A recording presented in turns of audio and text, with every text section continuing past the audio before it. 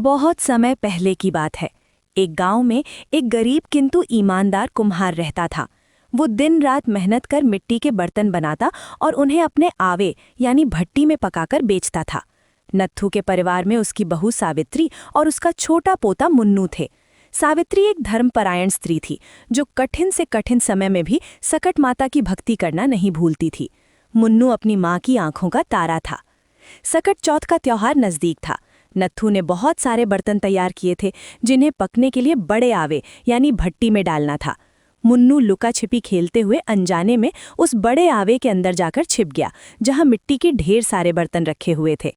शाम का समय था और सकट माता के व्रत की तैयारियां चल रही थीं। सावित्री ने पूरे दिन निर्जला उपवास रखा था।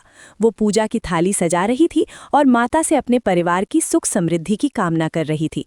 उसे आभास भी नहीं था कि उसका लाडला कहाँ है। उधर आवे के पास नत्थू को लगा कि सभी बर्तन सही जगह पर है। उसने आवे का मुंह बंद कर दिया और उसमें आग लगा दी। मुन्नू जो अंदर ही सो गया था, आग की तपिश और धुएं से बेखबर गहरी नींद में था। बाहर आग की लपटें धीरे धीरे बढ़ने लगीं। आग को पूरी तरह सुलगाने के बाद नत्थू घर के अंदर आया। उसने सोचा कि जब तक बर्तन पकेंगे वो थोड़ा विश्राम कर लेगा। उसने अपनी लाठी एक ओर रखी और माथे से पसीना पोंछा। उसे विश्वास था कि इस बार के बर्तन बहुत अच्छे पकेंगे। रात गहराने पर सावित्री ने मुन्नू को आवाज दी, पर कोई जवाब नहीं मिला। उसने पूरे घर और पड़ोस में उसे ढूंढा। जब उसे पता चला कि नत्थू ने आवे में आग लगा दी है तो उसका कलेजा मुंह को आ गया। दोनों बदहवास होकर आवे की ओर दौड़े, लेकिन अब बहुत देर हो चुकी थी। भीषण आग के बीच अपने बच्चे को बचाने का कोई रास्ता न देख सावित्री सकट माता की प्रतिमा के सामने गिर पड़ी।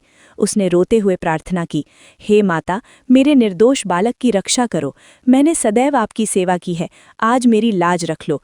वो पूरी रात रोती और प्रार्थना करती रही। अगली सुबह जब आवे की आग ठंडी हुई तो नत्थू ने कांपते हाथों से आवे का द्वार खोला। उसे उम्मीद नहीं थी कि अंदर कुछ भी जीवित बचा होगा। गांव के लोग भी वहां इकट्ठा हो गए थे। सबकी आंखें नम थीं और वे इस अनहोनी से दुखी थे। जैसे ही धुआं छटा, एक चमत्कार हुआ। मुन्नू आवे के बीचों बीच पूरी तरह सुरक्षित बैठा था। जिस जगह मुन्नू बैठा था वहां की मिट्टी और वो स्वयं एकदम शीतल थे। सावित्री ने दौड़कर उसे गले लगा लिया। सकट माता ने अपनी भक्त की पुकार सुन ली थी।